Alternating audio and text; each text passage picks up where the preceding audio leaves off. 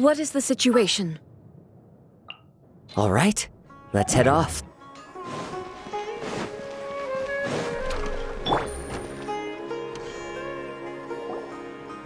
Paimon's trying to remember. What else did we put on our shopping list? Oh, what a mouth-watering smell. Paimon would know the aroma of biryani anywhere. Let's go get some. We can still add it to the list. Well, if it isn't the Traveler and Paimon. Wasn't expecting to see you here. Hello there. Oh, it's been quite a while. Huh. So you two are still hanging out together. Dehya, didn't you say last time that you were gonna head back to the desert? I said I was going to resign from being her bodyguard, not that our friendship was over. We're still the best of friends. The Holmayanis also still post jobs from time to time. Their pay is always generous, so me and the other mercs never pass them up.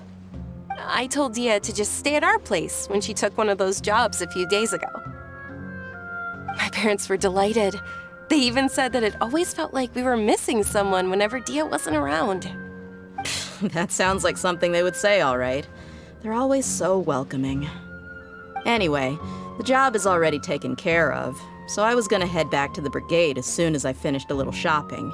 But the master kept insisting, and I ended up staying for another day. You can stay for as many days as you want, Dehya. Father hasn't even gotten around to treating you to his best dishes yet. You know I'm not the kind of person to stay put in one place like that, my lady. Don't worry, though. There'll always be next time. But she said they'll treat you to the best dishes! I can't believe you can still refuse that! But wait, didn't you say last time that you would take me on a trip to the desert? Why don't you just take me with you today, when you leave? There are so many places I still haven't visited yet. I'm sorry, my lady, but no can do. There's still a few things I need to take care of back at the brigade. Besides, the desert hasn't exactly been the most peaceful place lately. Oh, come on. Not this again. That's also what you said last time and the time before that. I know, I'm sorry. Just give me some more time, and I promise I'll plan the best trip ever for you. All right, fine. To be perfectly honest, it's not that I wanted to go, it's more like I feel like something is off about you lately. Ever since you first set foot on the estate a few days ago, you've been acting anxious and even paranoid. Have you been delaying our trip because you've run into some kind of trouble? Nah, are you kidding? You're worrying too much. Would you swear on that? Friends shouldn't lie to each other, you know. I wouldn't pry any further if you're willing to swear on what you just said. But if something really is bothering you, then just tell me. You know I'll help you however I can. Oh, looks like Junior's was onto something. You're too perceptive, my lady. Seems I can't hide anything from you. I just thought that nothing good could come out of telling you about the messy happenings of mercenaries. Knowing too much only leads to more trouble. Mercenary life is a dog-eat-dog world where Mora reigns supreme. Everything operates on a completely different set of rules. That doesn't change anything about what I just said, though. We're still friends, and I can only support you if I understand what's bothering you. My lady, you're not gonna stop until you drag it out of me, are ya? All right, I'll share what I know. Let's go somewhere else first. This isn't exactly the best place for a discussion. Okay, let's talk here. Just try not to draw any extra attention. As you may already know, the Eremites have both a lot of mercenaries and a complex organizational structure. Many mercs are no different than me, just going around looking for jobs to earn some mora. My brigade is called the Blazing Beasts. We're not a large group, but every member is loyal and brave. However, not all Eremite brigades are like mine. Some are willing to cross all kinds of lines for the sake of mora. The most notorious is a faction known as Deshret's Relics. Deshret's Relics?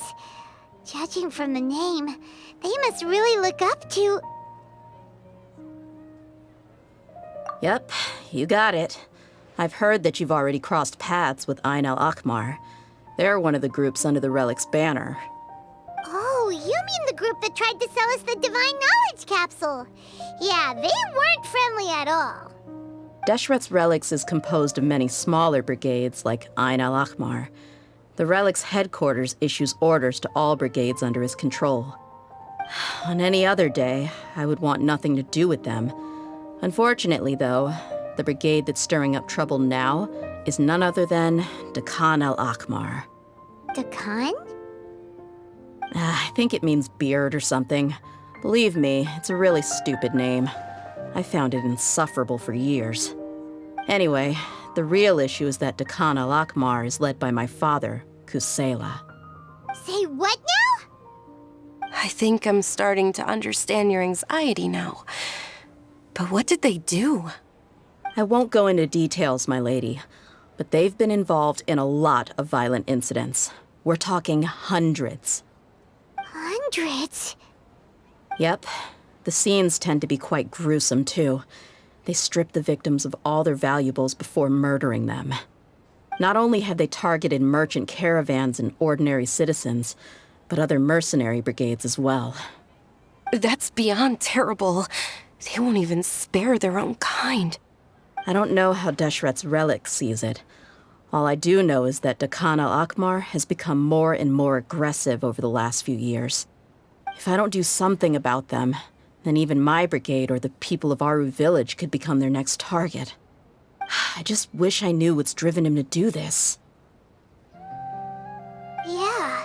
How can your father do such terrible things? I don't know. People change. He's always been pretty pathetic. But at least in the past, there were still a few lines that he wouldn't cross. That's setting the bar pretty low. I mean, if he was even remotely decent, then why would I have to leave the brigade and cut all ties with him? He was loud and foolish, with no real sense of purpose. Instead of doing anything useful, he spent most of his time drinking and chasing after women. Of course, the other brigade members were just like him.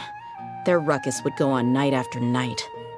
Sounds like a nightmare. What about your mother? Did she ever step in to stop them? Unfortunately, I never knew my mother. I'm sorry, Dehya. I didn't know. It's all right, my lady. That's pretty common in mercenary circles. Didn't I mention that my father was chasing after women? I was the result of one of those encounters with some random person. He told me that he wasn't sure who my mother was. And in any case, she never came to see me. He'd say, "You'll be fine as long as you remember to stick with Dad." But even then, he left most of the parenting to the brigade. The one thing I do remember is that he used to tell me stories. But the problem was that he had terrible taste. He only knew a few stories, and even those tended to be pretty stale. They were tales of desert warriors defeating dragons in the forest, or stories of mercenaries rescuing princesses from rebel armies. Sounds like your typical fairy tales. More or less, yeah. They were interesting maybe the first or second time around, but after about 20 repeats, they started to get a little dull. He seemed to think those stories were the best things ever, though. He was so into them that he'd call the whole brigade over and make them perform the whole thing as a play. Even the toys he gave me would all be story props. I'd get helmets, shields, and toy swords. It was only much later when I realized that the shows were more for him than they ever were for me. What an interesting guy. Yeah, I've always found him pretty childish, but that was something I could just shrug off. I had no reason to despise him. Until I grew up and learned the true face of Deshret's relics for myself. Looting, blackmail, violence, and fraud. They not only accepted such heinous acts, they would even openly boast about them. No one in the brigade was any kind of hero. Instead, my father and his cronies were more like the bad guys that needed to be taken down. Did they really think that as long as they didn't do any of that stuff right in front of me, I would never know? I think I can understand your feelings. The difference between perception and reality must have hit hard. Yeah, but don't worry, my lady. It's all water under the bridge to me now. I had a huge argument with my father and left that place behind for good. I'm not investigating them due to any bitter feelings I still have towards my father. I just want to protect those that are close to me. Yeah, I told the boys to gather as much information as they could. Most of the reports concern violent incidents, but there's also some talk of smuggling. I see. But isn't this investigation incredibly dangerous? It is, but every mercenary lives life on the edge. It's a lifestyle that I enjoy. That may be true, but it'll be impossible for those who care about you not to worry. Well, now you get why I didn't want to share any of this with you. What should we do? They both have valid concerns. Huh? But there's no need for you to get caught up in this mess, too. Well, she's super tough, so if she went into the desert with you, then Paimon bets the problem will be solved in no time. I'm inclined to agree. I'd feel a lot more at ease if you took her along to help. I'll wait for news from you in the city until then. Please, stay safe. I'm honored that you care so much for me, my lady. All right, then let's get moving. Our first stop will be Caravan Rebot, where we can catch up a bit with my fellow mercs.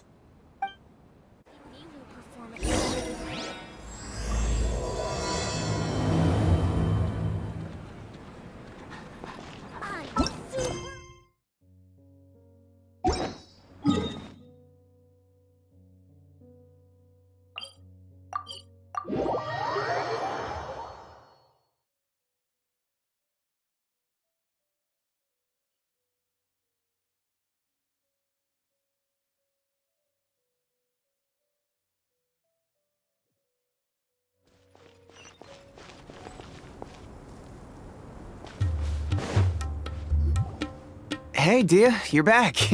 Are these two friends of yours? Likewise. There's no need to be so formal with us. We're a pretty casual crew. Anyway, since we've got a newcomer, let me fill you in on what the Khan al-Ahmar's been up to lately. They've become extremely aggressive. Apparently, even their own now have become acceptable targets. They even attack other relics brigades, just the same as any other mercenary brigade. Even the most ferocious beasts still protect their own. But it sounds like they've thrown that straight to the wind. That's right. Once they've collected enough loot off the other mercenaries, they sell it off to a different brigade, or turn to merchants on the black market. A portion of their profits is immediately exchanged for more food and weaponry to be used in their next violent operation. That's terrible! Yeah, and it really makes you wonder why they're so desperate for Mora. A few days ago, Isham and I trailed them for a while, and even disguised ourselves as merchants to conduct trade with them. We were able to learn a few things from the exchange. Rather than saying they're out to plunder and hoard Mora, it'd probably be more accurate to say that they're experiencing an internal power struggle. Wait, a power struggle? You heard me right. The vast majority of their victims are mercenaries from the other brigades of Deshret's relics. If their only goal was Mora, they could have gone after anybody. The targeted nature of their attacks points to a power struggle between the different brigades within the relics. That's the only plausible explanation we have. Unfortunately, we weren't able to find out anything more specific. It seems they're also trying to keep things under wraps. Oh, one last thing we discovered was that over the past few years, as the Khan al-Ahmar became more and more active, Deshret's relics as a whole became a lot weaker. It sounds mighty strange to me, too. Harun, you can leave the rest of the investigation to us. Gotta say, though, I didn't expect you to go on a whole undercover mission during the few days I was gone. Sounds like you were really putting your necks on the line, no? Nah, it was nothing. We're just as concerned about the situation as you are. The Khan al-Ahmar is your father's crew, after all. What he said. Besides, Dehya, haven't you done more dangerous things than all of us combined? What we did is nothing compared to your experiences. Yeah. And while they went to talk with Khan al-Ahmar, I took a look at the last camp they attacked. Any survivors of the attack were already long gone. There was nothing of value left in the camp. Ah, Hisham and Khalaf. You're here too. We rushed over as soon as we saw you come into Caravan Ribat. Although this new friend of yours looks a little green behind the ears, I'm sensing a special vibe from her. Now that we know you'll have a capable partner with you, we can also rest easy. Hey, what about Paimon? Feel anything special? Oh, you're also planning to tag along with them? Of course! Paimon is the traveler's most important guide. Wherever she goes, Paimon will follow. Oh, in that case, then you'd better take care of her too, Dehya. Don't underestimate Paimon! Don't worry about her. She may look tiny and helpless, but she's been through just as many battles as the traveler here. Even if she had only survived on sheer luck, then that alone would still make her quite formidable. I had no idea. I guess I shouldn't judge by appearances. Oh, one other thing, Dehya.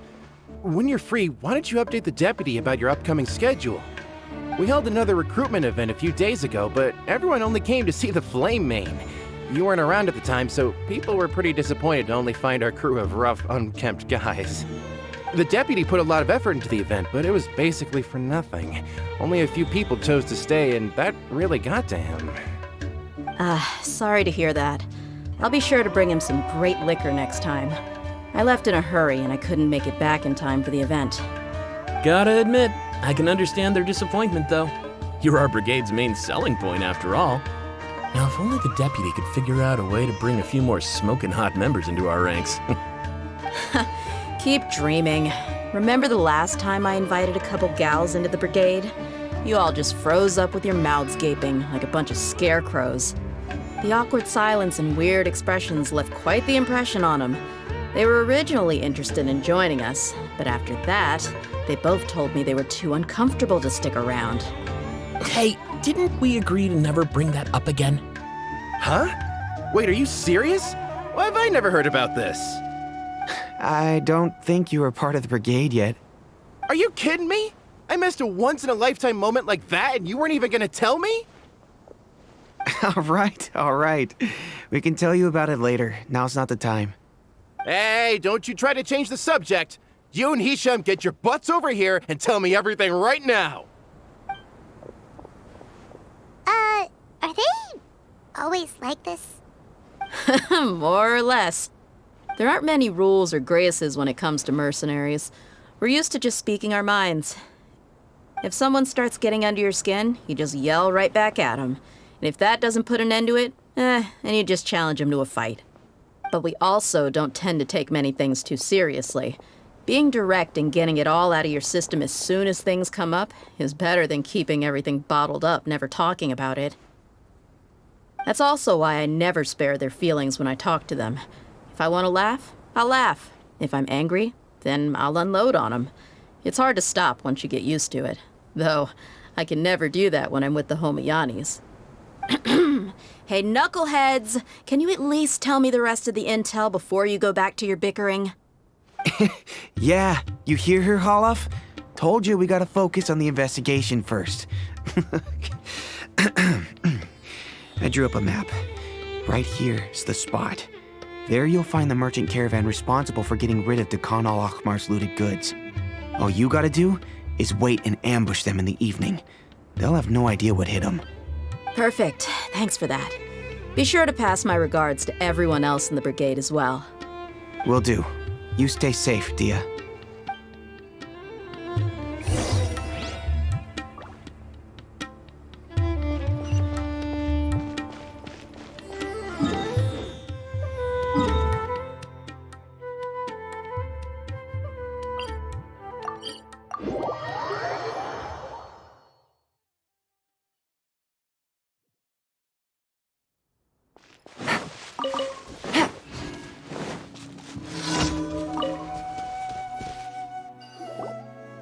This should be the place. Let's find a spot to hide and bide our time. It's gonna come down to a fight one way or another, so let's all be careful.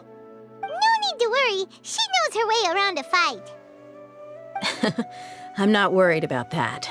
What I meant is that we probably shouldn't go too hard on the enemy. After all, we still need to get information out of them.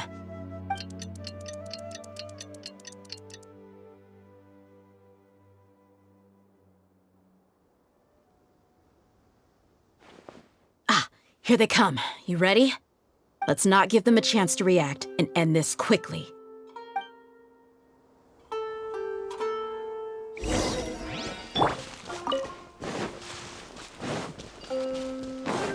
Order guide you. Stabilize. The wind knows me.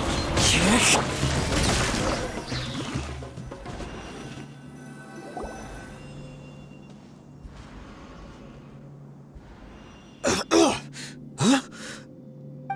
You're the Flame Bane. Good. That saves me an introduction. All right, time for a little talk. Are you buddies with Dakana Lakmar now? Tell me, what are they after? You know the code of being a mercenary just like everyone else. The first rule is to never divulge key information about our employer. What makes you think I'd talk? That might have worked on an amateur, but I know you're just looking to protect your reputation. Think about it, though. What's your reputation worth if you won't have the other tools you need to succeed in this line of work? Tools like, I don't know, your limbs or eyes? You've got 5 seconds. You might want to think twice about how much your employer's information is worth to you. Whoa! I'm not joking around. We can do this the easy way or the painful way. 2 seconds! I'll save you the trouble.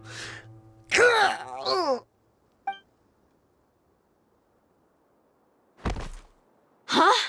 Are you crazy? He tried to bite off his own tongue. Quick, search the area for any first aid supplies. I definitely didn't expect him to go that far. Thankfully, the wound wasn't too deep, and he just passed out from the pain. But why would he be so extreme? I just wanted to test his mettle. You can get a lot of mercenaries to talk just by threatening them. I didn't expect him to be willing to go through so much pain just to deny us some intel. Well, he's out cold for now. We could wait for him to wake up, but maybe it's not a good idea to interrogate him any further. What should we do? Yeah, don't worry about it. It'll be a waste of time to interrogate him again after that. He might just hurt himself again if we start asking. There are lots of goods around here. Let's search the area. Maybe we'll be able to find something. I'm really sorry.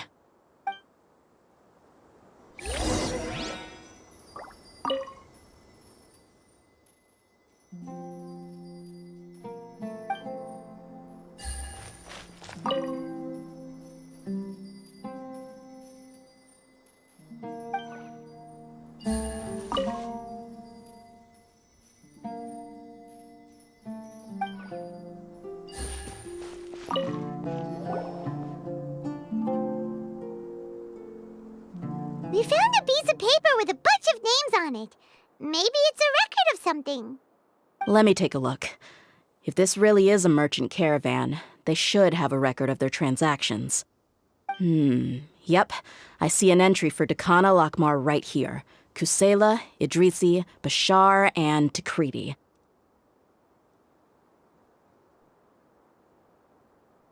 All familiar names. Dakana Lakmar has been trading for a hefty supply of food, weapons, and medicine. It seems that in the past, they used to receive some canned knowledge as well. This caravan is just one link in their logistics chain. Once in the rainforest, the caravan will exchange the looted goods for Mora, and the funds will then be passed to a specific person. That person will then pack the caravan full of necessary goods, which will then be brought right back to Dakana Lakmar. Wait, why is there no Mora value recorded for the final transaction? No value? Yeah, every transaction before the last one was marked with an exact amount of Mora, but the final one, where they paid for everything to be brought back to the desert, was simply marked as delivered. Perhaps. But they couldn't have known how much they would make off selling the loot. Do they not care about profit margins at all? Anyway, the next part's the records of the goods themselves. There are a lot of entries. Everything was probably sourced from the rainforest. Huh? What's wrong? Shazamon Homayani? Homayani? You mean Dunyarzad's family? Could it just be another family with the same last name? I'd be surprised to find someone with the exact same first and last name. Shazamon Homayani is Dunyarzad's father, and the head of the Homayani family. Just what the heck is going on here? I'm sorry, you're right. I'll consider what we found and not jump to conclusions just yet. But what this piece of paper confirms is that the Homayani family has been providing goods to Dakana Lakmar. What if the Homayanis have been kept in the dark and don't know they've been trading with Dakana Akhmar? That's a possibility, but if that was the case, why is this caravan specifically named Shazamon as their person of contact? They could have just as easily bought goods such as food and medicine directly from Caravan Ribat or Port Ormos. Yeah, funding violence and looting. The brigade gets the goods, and he is paid the proceeds from the sale of the loot. But why would he do something like this? It's not like the Homayanis are in need of money. I honestly have no idea. I've been to their estate many times, and I've never noticed anything suspicious. The only potentially large expenditure I could think of would be the treatment costs for Dunyarzad's Elazar. Maybe they borrowed a lot of Mora in the past? But that's still just a speculation. I don't think the Master would stoop so low to make Mora. You're probably right. I know my lady's personality, and she wouldn't deliberately keep something like this from us. But what should we do now? All we found is just another mystery. If you ask me, we already have no choice but to confront her about this. I'm not worried. It's too early to make a verdict yet. I still have faith in the Homayanis. Let's go find my lady again.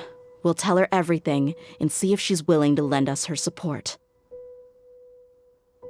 If we're lucky, we can not only figure out the mystery of this paper, but also follow the trail of breadcrumbs to the people responsible at Dakana Lakmar. Dehya, are you sure this is the best decision? What if instead of getting the help we need, we just end up revealing everything we've discovered to the enemy? I've considered that possibility. But even still, I want to tell her what we found. I think I owe her that much. True friendship is built on trust. She showed genuine concern for me when we first brought up the topic. I can't repay her kindness with doubt and suspicion. That's not how I deal with people. You're right. Paimon wants to trust Dunyarzad too. Yeah. Let's pay another visit to Sumeru City.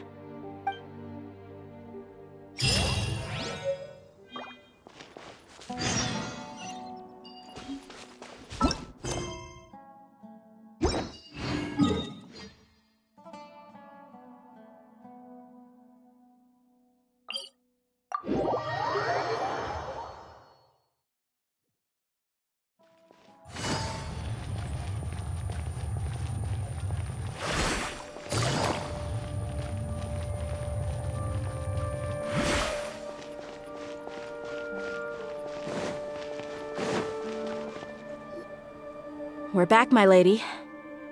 Oh, you're back a lot sooner than I expected. You mustn't have run into any trouble then. Well, how did it go? What did you come up with? Actually, we're still investigating. It's just that we've discovered something strange. I see.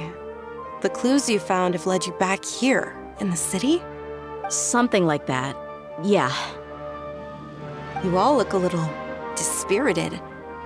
Whatever you found must not have been very encouraging after all. Why don't you discuss it with me? Maybe I'll be able to say something to cheer you up? It's okay, my lady. It's not so much about me being upset with my father or anything like that. How should I put this? So something is wrong. Even the Traveler and Paimon have been uncharacteristically quiet. On any other day, Paimon would have already waved to me with a smile and shouted, "Dunyarzad, we're back!" So tell me, what happened? Well? My lady, please prepare yourself for what we're going to tell you next. It concerns the Master. The Master? You mean my father? Okay, I understand. Don't worry about me. I'll listen as attentively as I can. My father has been supplying goods to Dakan al-Akmar? Yeah, it makes as little sense to us as it does to you. I've never doubted the Master's integrity, so I'm having a real hard time rationalizing how he could ever support an infamous brigade like them. Maybe he's not actually aware of the full story and just stumbled into the deal by accident. I can't help but agree with the Traveler. Huh? You mean you feel the same way, Dunyarzad? Thank you for sharing all this information with me. Since you've told me everything you know, I should also tell you about some doubts that I've been harboring for quite a while. In the past, I thought that my father hired a bodyguard for me so that I wouldn't run away and get lost. However, there are plenty of capable mercenaries in the Corps of 30. Why did my father go out of his way to hire Dehya? About that.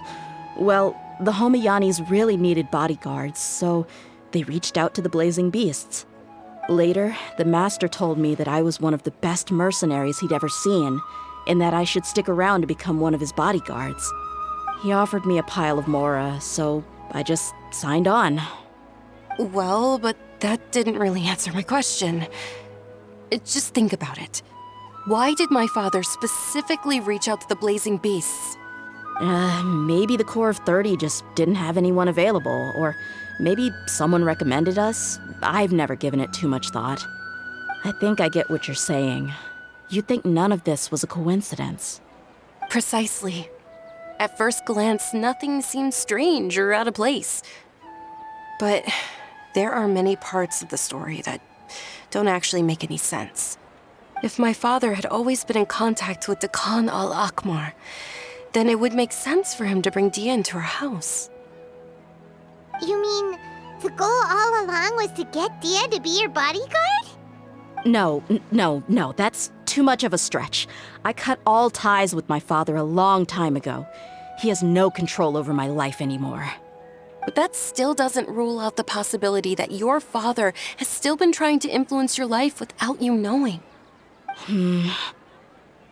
So, the Master was not likely an innocent victim in all of this?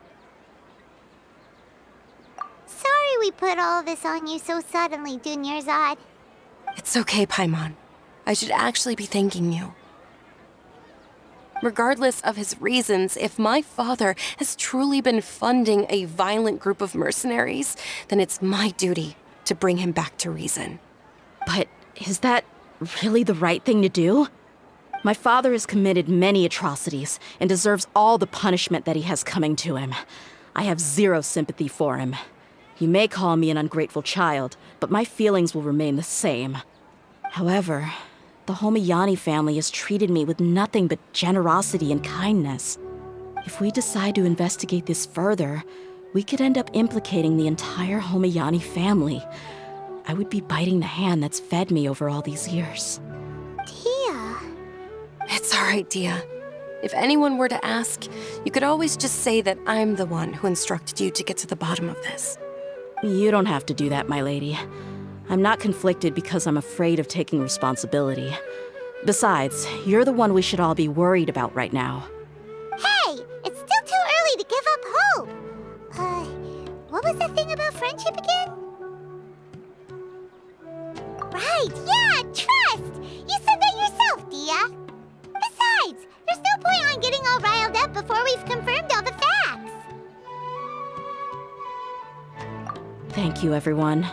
That makes a lot of sense. I guess I should always remember the trust that I've placed in people.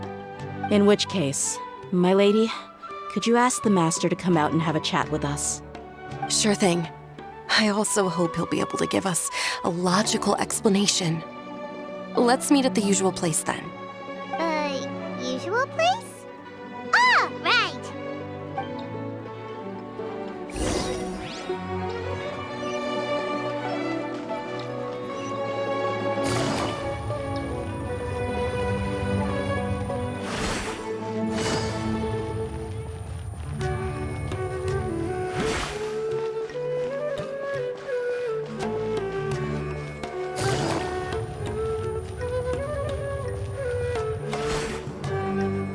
Thank you for coming, sir.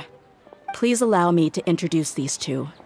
This is the Traveler, and next to her is her travel companion, Paimon. Yes, my daughter has mentioned them from time to time. It's a privilege to finally meet them in person. But we may skip all the pleasantries for now. What is the important matter you wish to discuss with me today? Well, we wanted to bring this transaction record to your attention. There's something on this record that we're all pretty curious about. So, that's what you found? Huh. Seems like I can't keep everything from you much longer.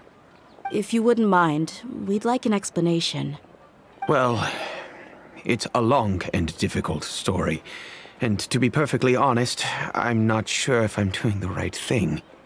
What I do know, though, Dehya, is that the truth will bring you no solace.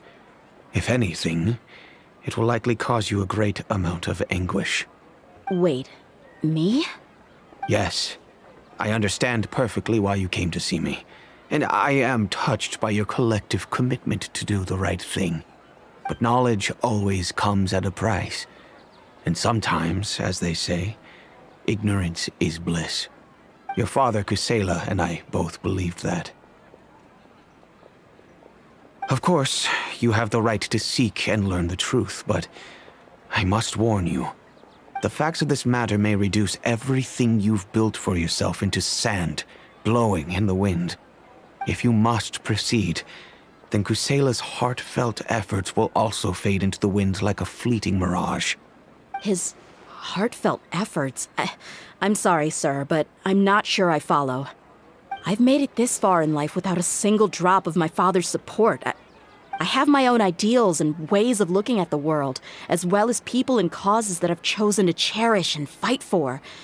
None of these things have anything to do with him. I came here today to support you as the head of the Homayani family. No warning will change my stance on that. I understand. Then let me tell you a little story. Our family once needed to take a trip to the desert when Dunyarzad was just a baby. Along the way, we were attacked by bandits. They had superior numbers and quickly overpowered our bodyguards. When all seemed lost, a group of passerby Eremites lent us their support.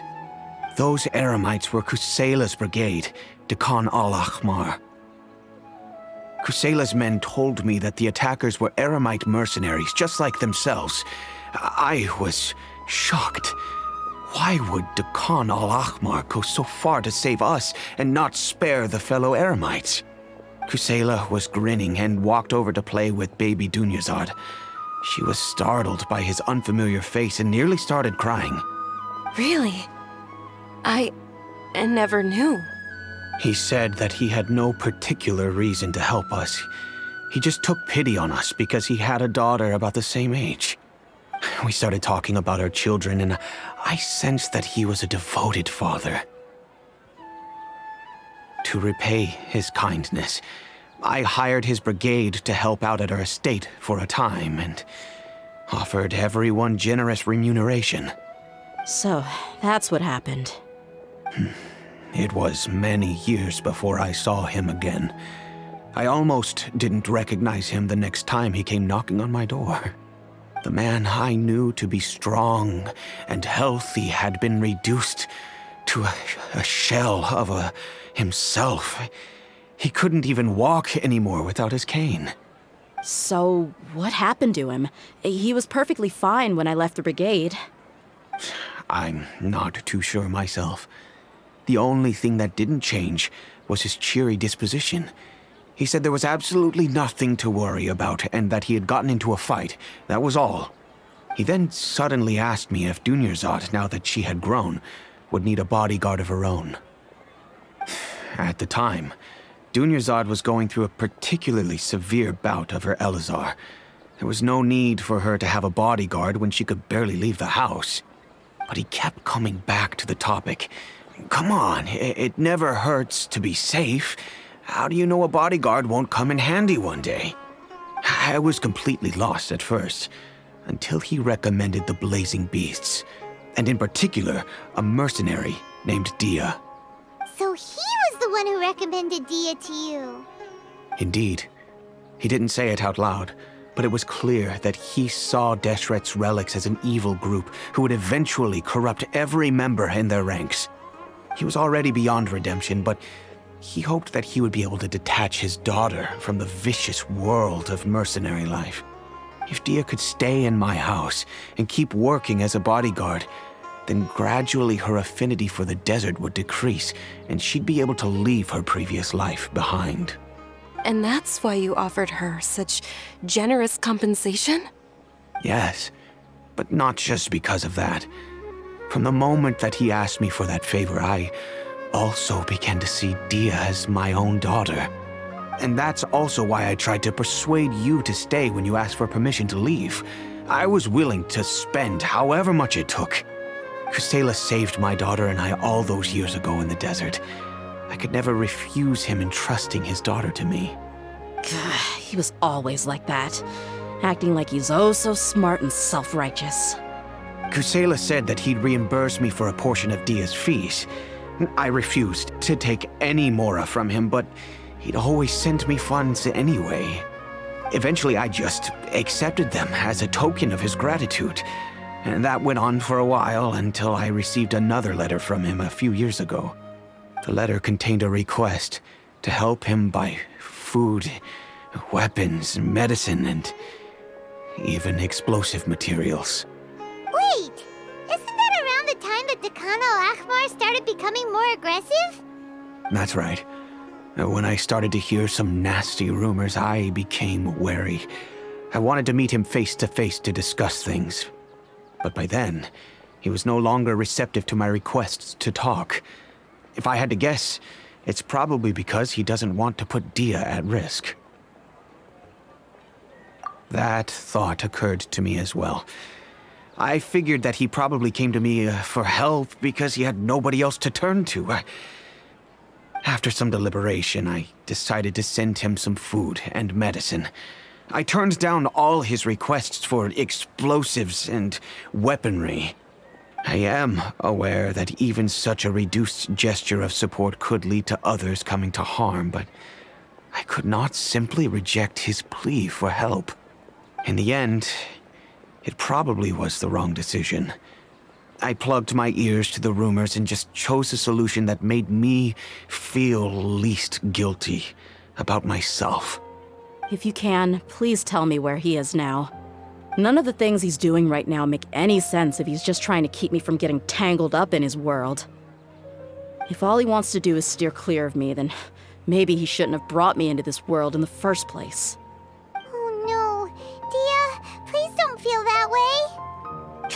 I'm just angry because I can't wrap my head around any of his actions. Another way? I don't know. I knew him, and he was nothing more than a childish brute. I can't understand what's going through his head. But I guess you do have a point. We haven't uncovered the whole truth yet.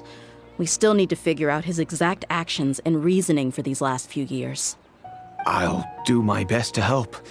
Of course, anything between the two of you would need to be resolved between you and him alone. I don't know Kusela's exact whereabouts. Outside of supplying his brigade with some goods, I tried my best to avoid getting involved any further with him. However, there's a man on the list named Jawed. He used to be a mercenary in the desert and is now a member of the Corps of 30. He's responsible for supplying weapons and liaising with the Dekhan al-Akhmar's merchant caravan. I think he should know Kusela's whereabouts. I've heard that he likes to have a few drinks alone and enjoy the cool wind at night outside the tavern. Maybe you'll be able to find him there. Understood. Thank you, sir. Then I guess this is bye for now, unless... I'll stay and be with my father here. To be honest, I'm still a little dazed and haven't finished processing everything quite yet. My father has indeed done something wrong, but if I think about it, I'm also not sure if there was a right way to handle this problem. I feel like our only course of action is to turn everything we know over to the Core of 30 and let them render judgment. Yes. I am prepared to accept whatever verdict they choose. It's time to face my mistakes.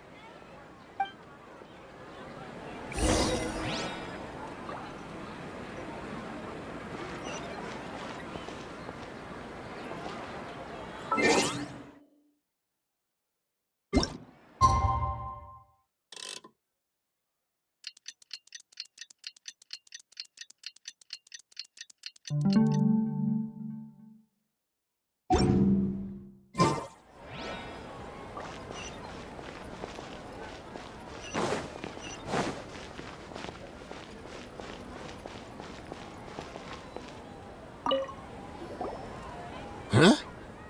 Who are you guys? I know what you've been up to. Smuggling weapons to violent brigades in the desert while working for the Corps? Pretty bold, if you ask me. Shh! Keep your voice down. How do you know all that? Come with me. We should take this elsewhere. I'll be happy to talk things over once we're somewhere private.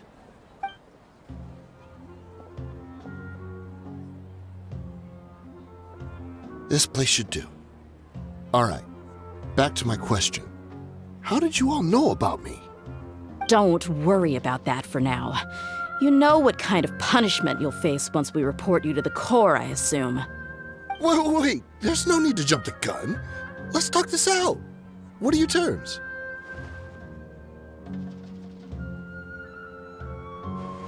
So what's in it for you anyway, Mora? Well, I was a little tight on money at the time, and Kusela took good care of me in the past. I weighed it in my mind, and I couldn't find a reason to turn the opportunity down. I wouldn't only be helping my benefactor, but I could also make some quick Mora. Let me tell you how it is. We're investigating Dekhan al-Akhmar, and we're gonna put an end to their operations. If you provide some help for us, then we might just put in a good word later to reduce the terms of your punishment.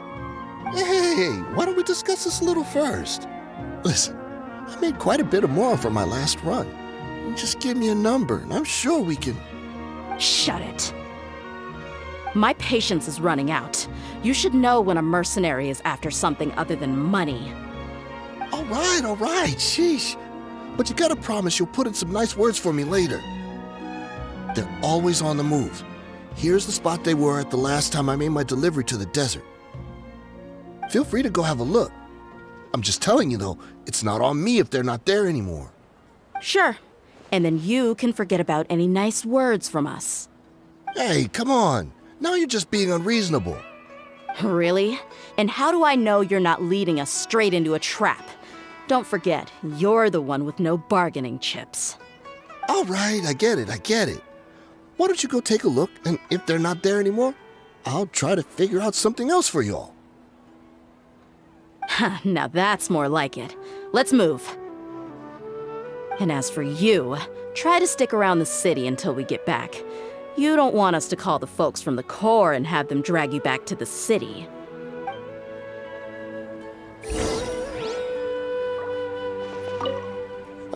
Don't worry. I'm not going anywhere.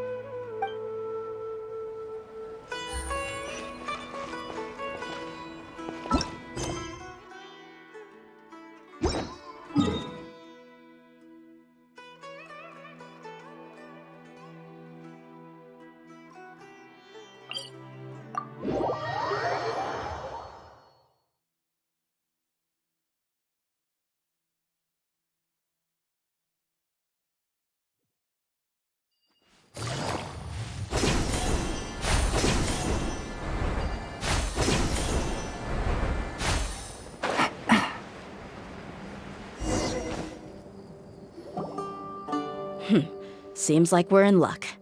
That should be their camp right up ahead. Let's go. We'll finally get to the bottom of this ourselves. I'm here to see Kusela. Tell him to get out here. Dehya, why are you here?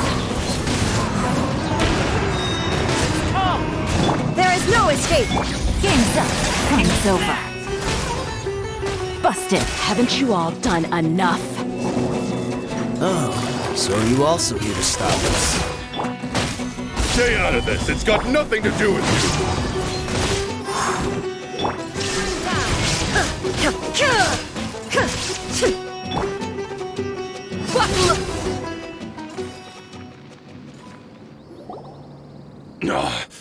She's so strong.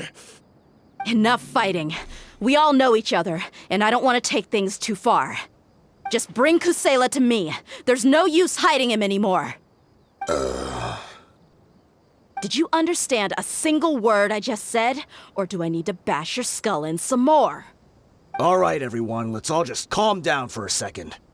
Dehya, the boss can't come out and see you anymore. He died a long time ago. What? Seems like you've been out of the loop for a while. Guess that's for the best, though. At least, that's what the old man wanted. When did he die? What happened to him? A few years ago, Kusela broke up Dakan al-Ahmar and went to the Deshret's Relics headquarters by himself. So is that when you guys started acting up? We would prefer to call it taking revenge. Every last person in Deshret's Relics must pay in blood for what they did. Let me start from the beginning. Dehya, do you know how the head of the Relics maintained order internally? Overwhelming strength and unquestionable authority? Those were a part of it, yes. But just those on their own weren't enough. They had another tool at their disposal. They called it a person's record. Regardless of whether they joined by their own will or were coerced, every person in Deshret's Relics were forced to leave a record of themselves at headquarters. Whether it be their deepest sin, some unforgivable act, or their most immoral exploit, the record served both as a symbol of loyalty and the perfect material for blackmail. That's precisely it. Every one of us have a record. Me, Bashar, Tikriti, and all the boys who grew up with Dehya and ended up joining our ranks. But you, Dehya, you were never asked to provide a record, were you? I never even knew this was a requirement. You were probably the only person in all of Deshret's Relics who didn't know about it. Ever since you were born, Boss had been trying to shield you from this organization's sinister rules. Not only that, but he also banned all of us from committing any nefarious acts. He said he'd take care of the dues we had to pay regularly to headquarters. But in the end, he was just an ordinary person. What could he do? He was forced to go to headquarters again and again to account for missed dues and incomplete records. He'd come up with all kinds of excuses and get beaten up as a result. We all knew he was doing that for you. He wanted to get you out of this world, no matter what it took. And that's why he became a shell of himself and couldn't walk without a cane. Wait, but that doesn't make any sense. I didn't know about any of this, and I'd never seen him get injured or beaten. Because you were too young at the time. How would you ever tell between wounds from a beating and wounds from battle? When you left home after that final argument with him, he seemed to age by a decade overnight. Even his hair went gray. So, even the blazing beasts were...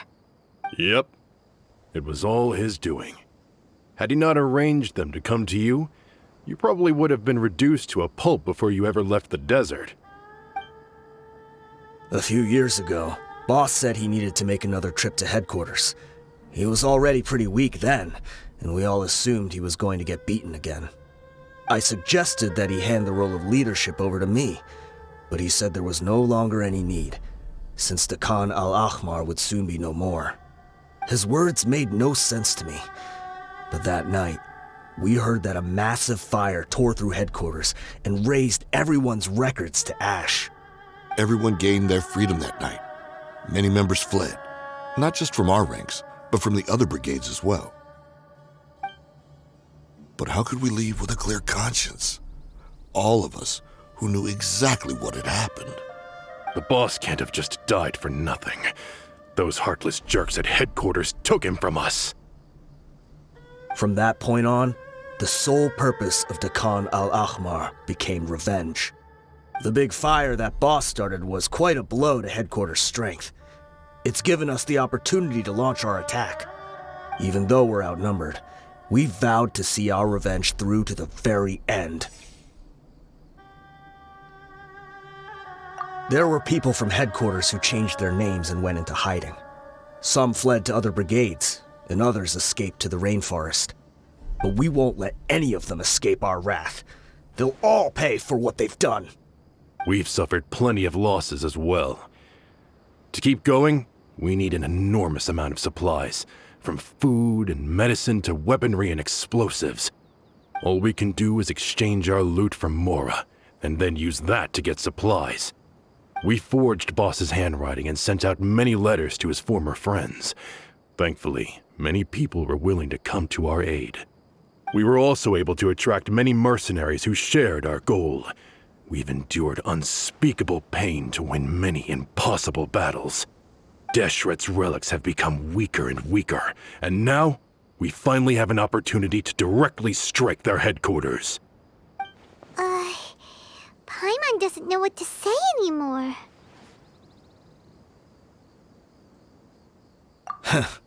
We do know right from wrong, but we were sinners from the very beginning. We do not deserve the freedom that the boss won for us with his life. Boss always loved his old-fashioned hero stories. Those tales about sacrificing yourself to save the world. We used to always laugh at him for it, but in the end, he really went and lived those stories out himself. As for me, I never considered myself a hero. We're all the lowest of the low. We have no right to even imagine such an existence.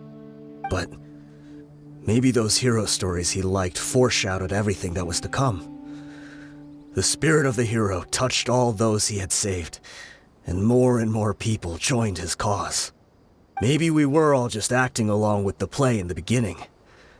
But as we acted the parts and recited the lines, we were drawn in.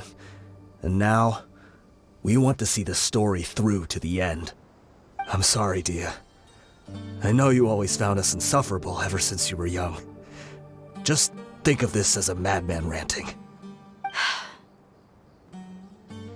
I'll go with you. Huh? Dehya? You wanna go with them? I grew up with these guys, and I know they're not bad people. It's just that some situations get so bad that it's difficult to tell good from evil. All I know is that Deshret's relics must be destroyed. Furthermore, I want to go see the place for myself. I want to know if my father is still there. I know you don't want to get involved in this, so there's no need for you to tag along. I can do this on my own. Yeah, Paimon feels like we'd only regret it if we don't see this through to the end. Thank you. We'll be a lot stronger together with you. I bet Boss would lose his mind if he ever knew you'd join us at the very last moment like this. Considering all the losses and injuries we sustained, we can't afford to turn down someone as powerful as you. He can think whatever he wants. But the fact is, I owe him this much.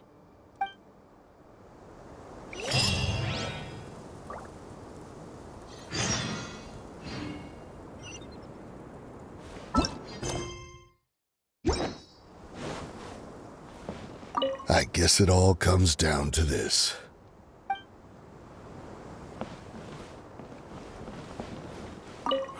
What a bummer. I just had to get injured now, right before the final fight. Be sure to punch one of them for me, huh?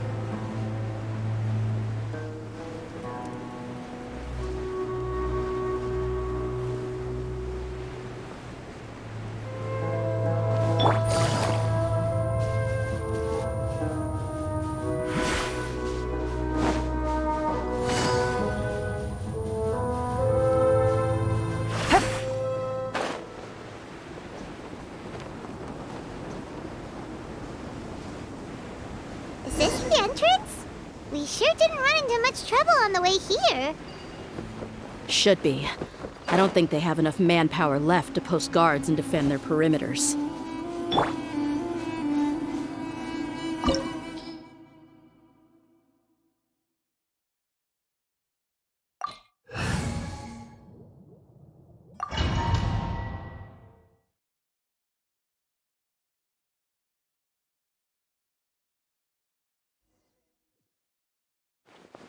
Wow.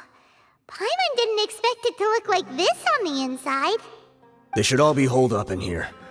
Don't know how many people they've got left, though. Who cares? We'll round up all of them. Still, we should be careful. Even if they've only got one shot left, it could still take us out. Yeah, we'll know what they're really capable of once we've landed some hits on them.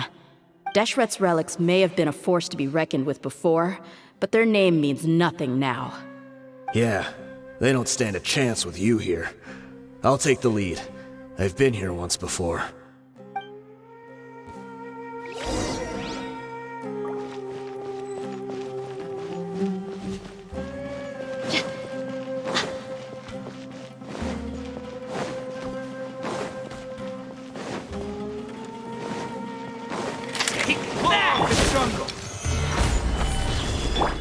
Into the wind.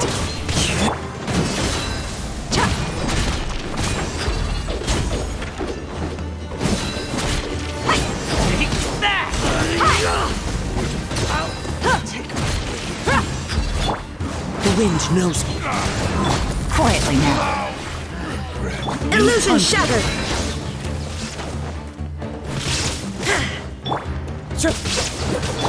Let's get it on!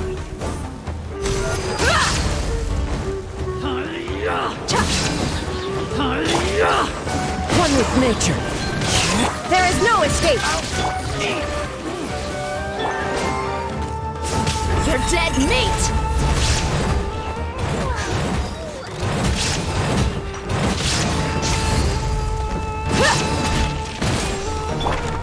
Into the wind. Shine down. Inazuma shines eternal.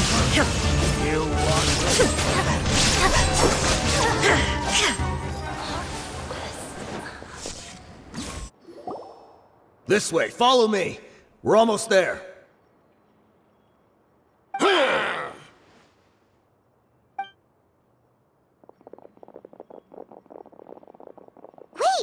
They went charging ahead without checking for any traps! Hey, you guys okay? It seems like we just got trapped in here. Don't think we triggered anything else. Watch out, the enemy's coming from ahead. Well, now that things have come to this, seems we'll have to fight our way through. Don't worry about us. We knew something like this could happen. Go and take a look around. There could still be another way through. Let's go! We can't let the boss down! Let's check if there's another way! The sooner we can make it through to help them, the better! Let's see.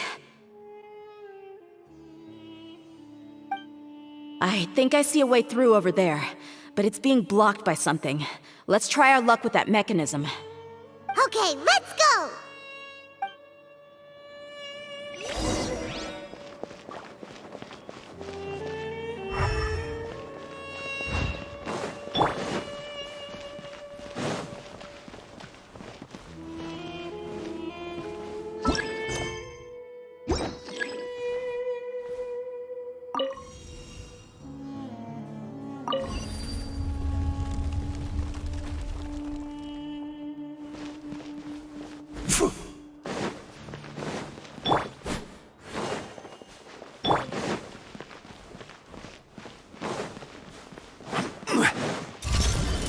Solidify!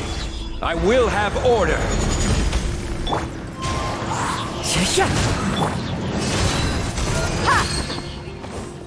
Busted. Quietly now.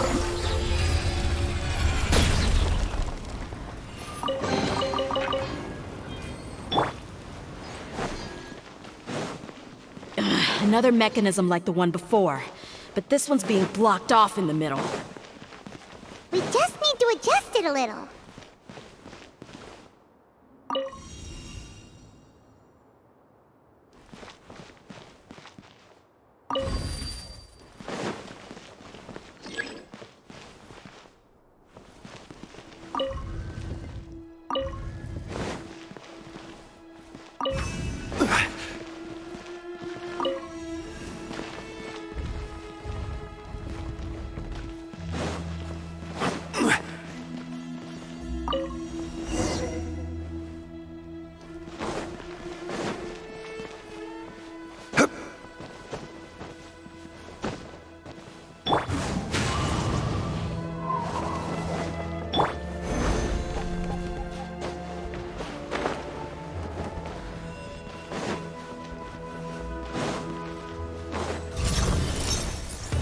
Stabilize!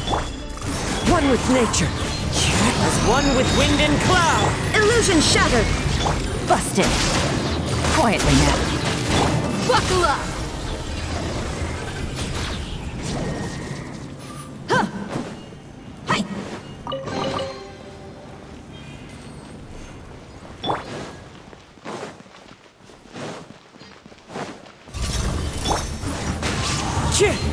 Order guide you! Gather! Busted. Here comes the catch. Gloves off!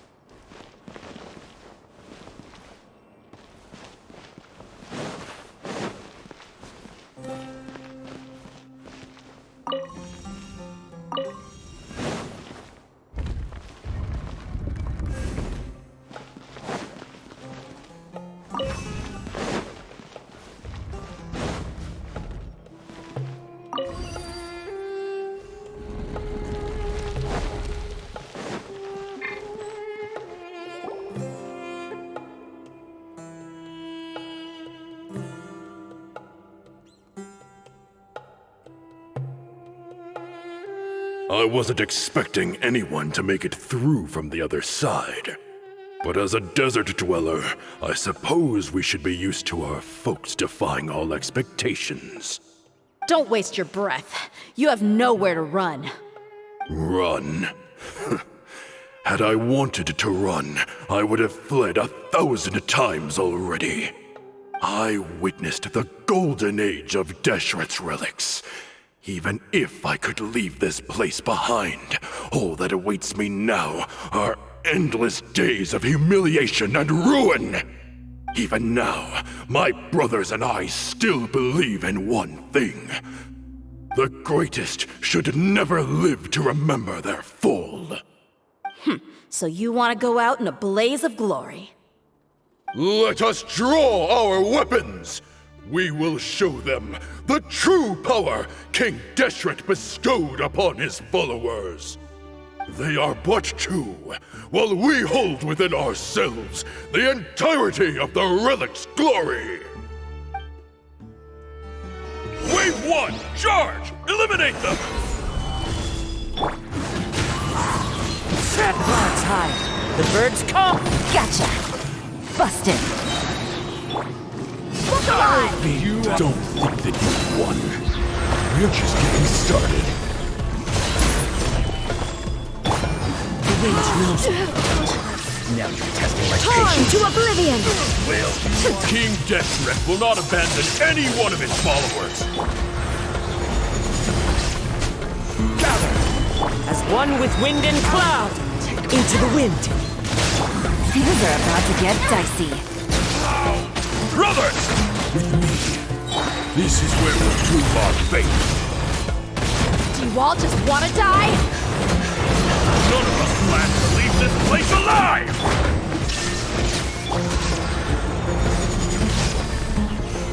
Neutralize!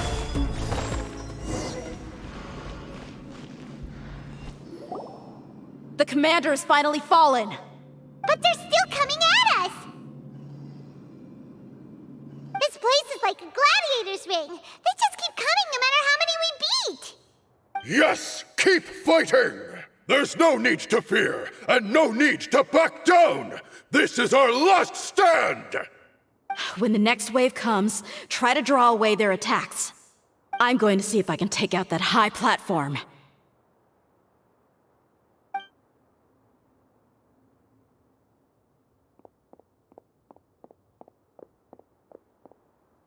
Get out of my way!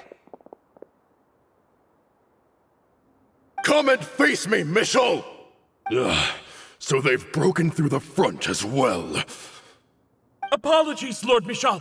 They fight like absolute madmen! No matter how much we throw at them, they just keep coming for more!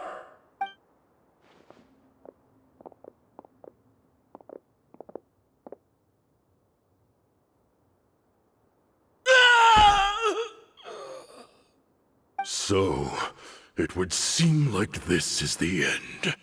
Time to pay for everything you've done, Michel. You think I would give you that opportunity? I will be buried in the sand alongside all the rest of our fading glory.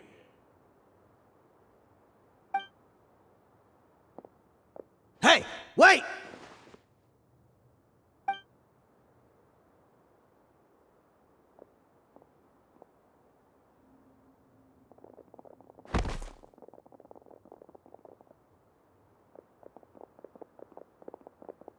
We were too late. It's over. There's no more need to fight. But if you're still going to cling on to your so-called mercenary's pride, then I'll give you all a good beating as well.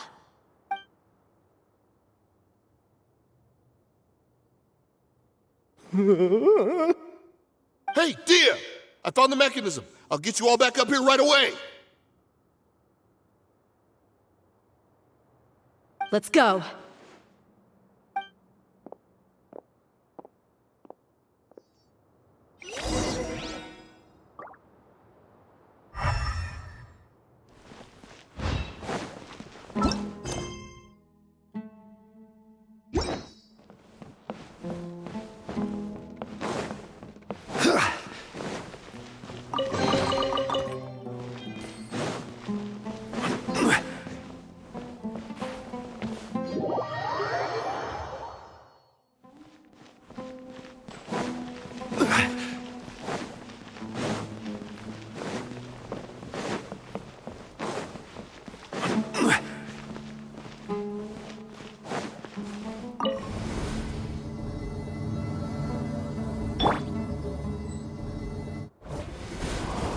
Who are you filthy rats? And why are you always pestering us? You call yourself a member of the infamous Deshret's relics, and you still can't even tell who's made it all the way to your headquarters? Who knows what intent a bunch of rats may have? We try to catch a couple, and you all just show up on the other side instead. How are we supposed to figure out what you're after? Hey, have you ever heard of a man by the name of Kusela? Why would I know? It's not like I'm in charge or anything. This is your last chance to talk. Hey, I said I don't know anything. I'm just an average member here. I'm telling the truth. If you're here to find someone, why don't you look through the records yourselves? Who can remember every name and face with so many people coming in and out every day? The irony. His life became a light for so many, yet to others, it wasn't even worth remembering. Where's the records room? Answer me! It's right over there. All the files are in there. You can go through them as much as you want. It's not like any of them still matter anyway. I mean the old records room. The old records room? You mean the one that got burned down? Kusela. Ah, yeah, I remember him now. The guy who could hardly walk. Watch your mouth. That's our boss you're talking about. He was definitely faking it. We all let our guard down as soon as we saw him come hobbling in. But in the short time it supposedly took him to take a dump, he'd already gotten away and started a fire in the records room. He couldn't have possibly outrun us if he wasn't a fraud. And after that, Deshret's relics fell into complete disarray. Stop wasting our time. Every one of us here is perfectly aware of what he had done. Tell me, where is the old records room? It's just over there. Go see it for yourself if it means that much to you. There's nothing left in there but ashes. No human could ever survive that kind of inferno. Bashar, Tikriti, let's go. We'll leave the others here to guard these guys. Spare them no mercy if they try anything.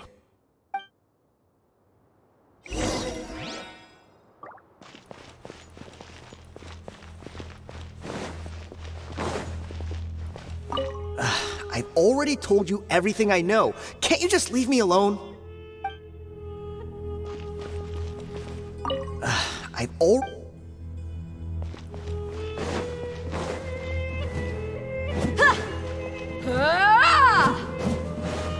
Buckle up!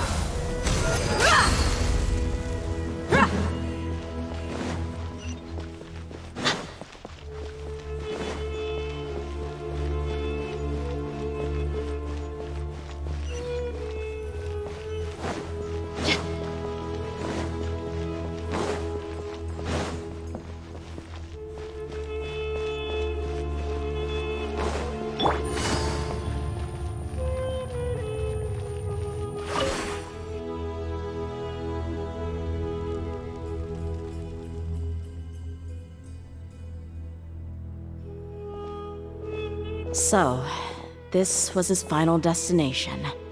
How did he do it? Getting past all the guards with a limp and sneaking in here to start a fire? If he was nimble enough to do that, then he must have been able to get out of here after starting the fire, right? Dehya. I'm sorry. I know it's just wishful thinking. Let's look around. Maybe we can find something that's been left behind.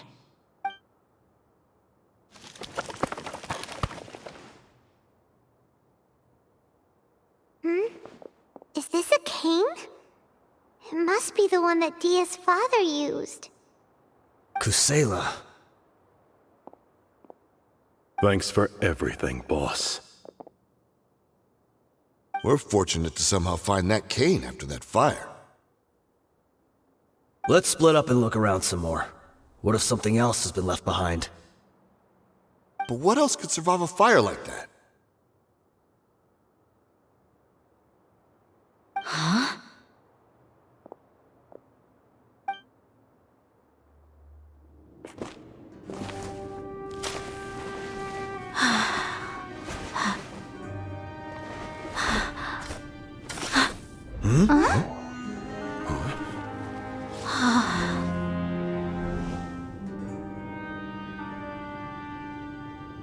Potso. Wait! Isn't that the toy sword you played with as a child?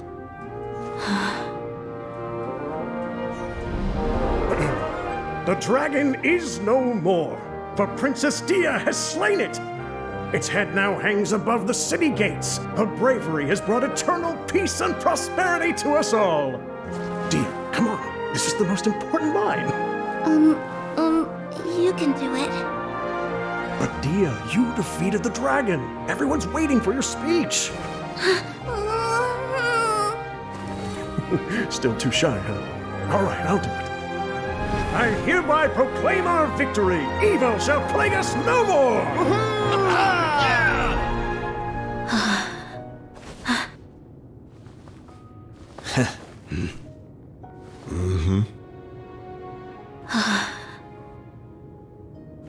I hereby proclaim our victory. Evil shall plague us no more, Dad.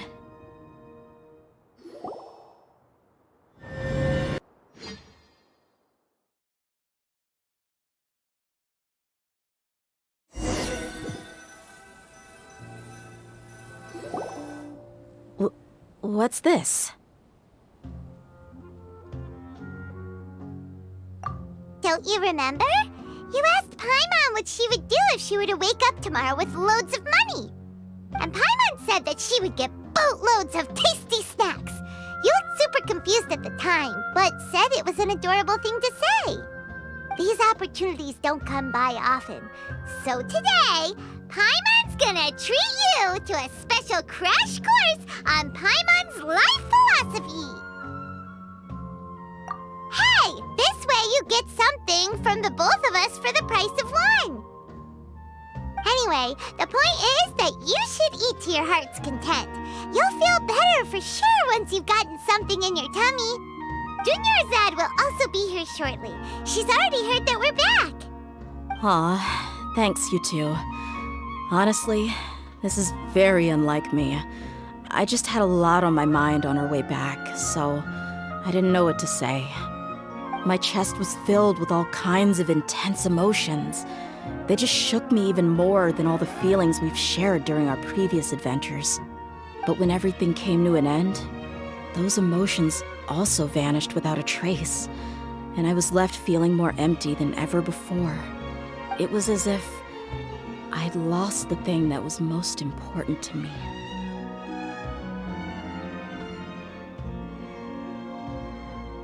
Yeah, you're right. To many mercenaries, Mora is the most important thing in the world. But perhaps to us, it's the most worthless thing of all.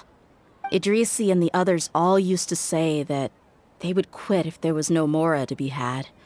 But when it came to avenging my father, there was no Mora to be made anywhere. My reality shattered when I found out that the father who always told me hero stories was in fact a bad guy. But look at me now. Am I any different? Despite all my promises about never forgiving him and never trying to understand him, I still went to such lengths to find out the truth, and nearly even shed tears for his sake. We're hypocrites, all of us. Yeah, you're right. It's just a pity that we often only recognize our true feelings after it's already too late. You're back! Are all of you all right? Ah, there she is. Yeah. Many people from the Corps of 30 came over, and I just wrapped up everything with my dad. All I can do now is wait for their verdict. Huh? Dehya, you're looking quite down again. Paimon will explain. A lot happened while we were gone.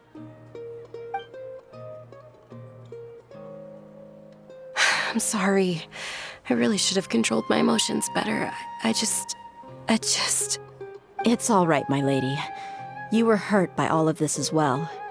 Truth be told, I'm starting to feel a little guilty watching you cry like this.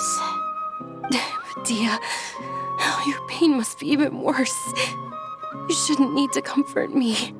Hey, don't worry about me. If anything, this whole thing has finally shown me the difference between illusion and reality. My father probably thought that people could settle into new lives as long as they moved to a new environment. That thought has even crossed my mind a few times. It's like saying, what's wrong with adapting to a new life? However, there was always something deep within my mind that refused to accept it. This impulse brought me great turmoil, and even made me feel ashamed for turning my back on your father's kindness. But now that I consider it again, it all makes sense. The desert sands are a part of who I am, and I will never be able to lead a peaceful existence. I understand how you feel. That doesn't mean I won't be making any changes to my life, though. As an example, I'm now thinking about taking on some small odd jobs. It's just like Idrisi said. I also want to catch up to my father and become a character in his play. Even if the ending of the story may be childish and ridiculous, it won't really matter. Isn't that neat, though? Oh, you'll be a whole new kind of mercenary, one that's not out for Mora. Why don't we go for a change of scenery once we finish eating? What about stopping by the Grand Bazaar again? Right. You said you wanted to get a rug for your family. We'll come along too. I can't thank you enough for taking care of me this entire time.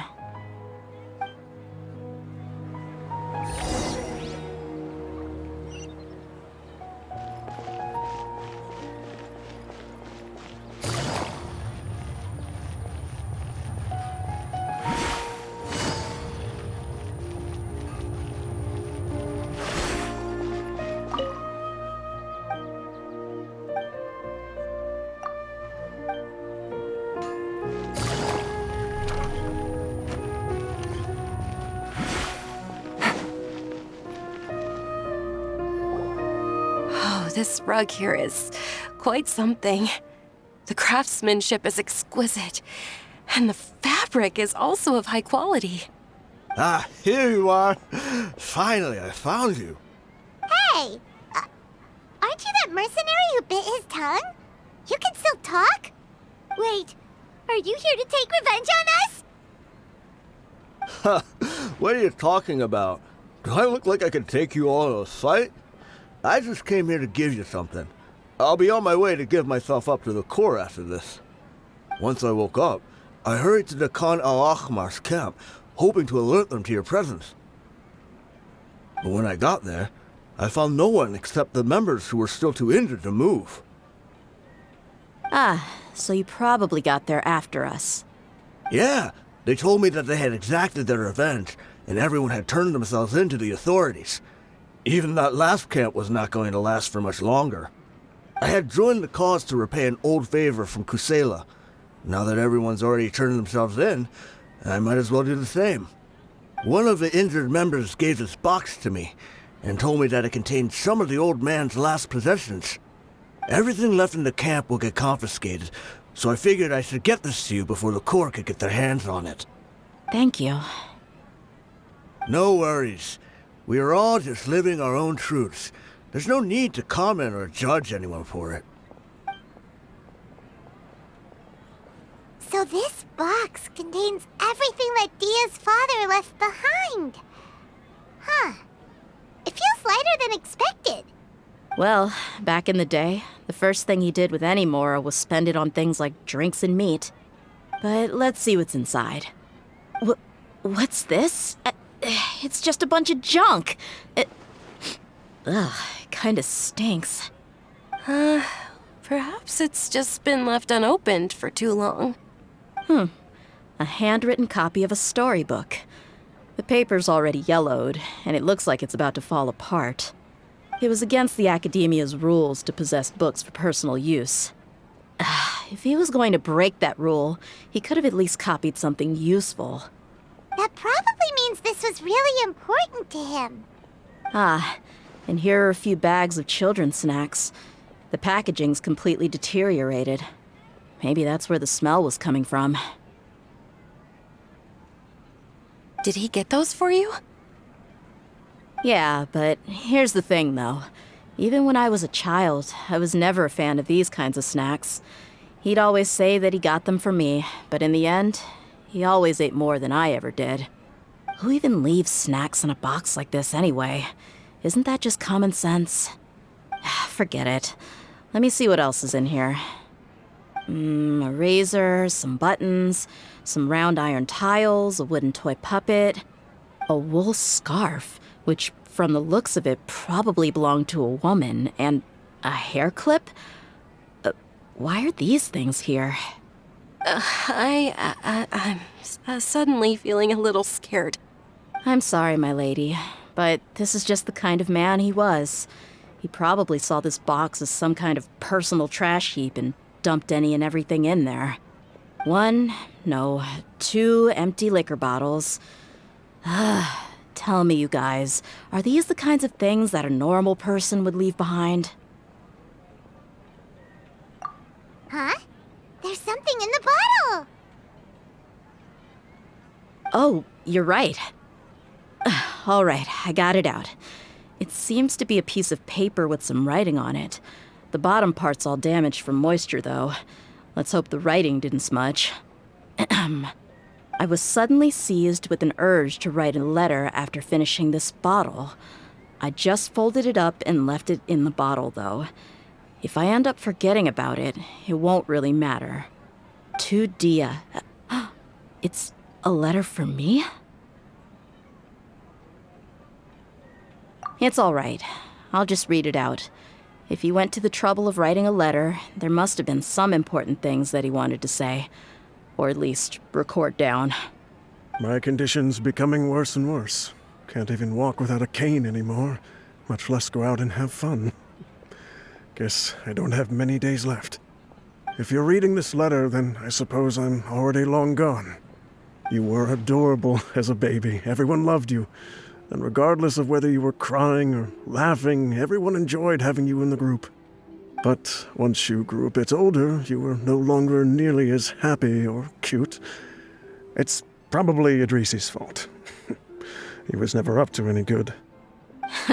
Can you believe this guy? He can point the finger at himself.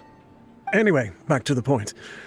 To summarize, I'm writing this so you would know not to feel sad for me, even if you end up finding out the truth. The reason being that I was never your father to begin with. Wait, what? Surely, he must be joking, right? I don't know. I was quite formidable when I was young, and 100 times cooler than some so-called flame main.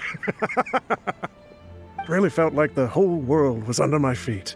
With just a teeny tiny bit of effort, I felt I could rule over the entire desert.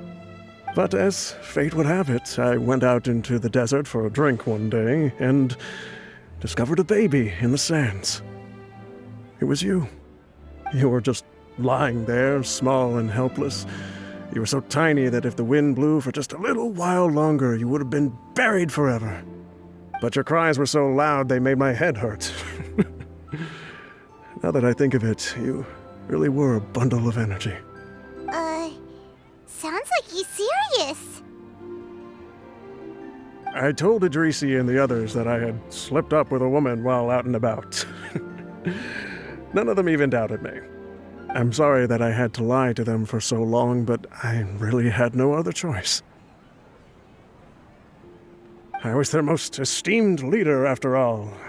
It's not like I could just tell them that I suddenly wanted to play at being a father. At this rate, I'll puke up all the liquor I just drank from this bottle. Anyway, Dehya, you possess the kind of freedom and kindness that we could only dream of.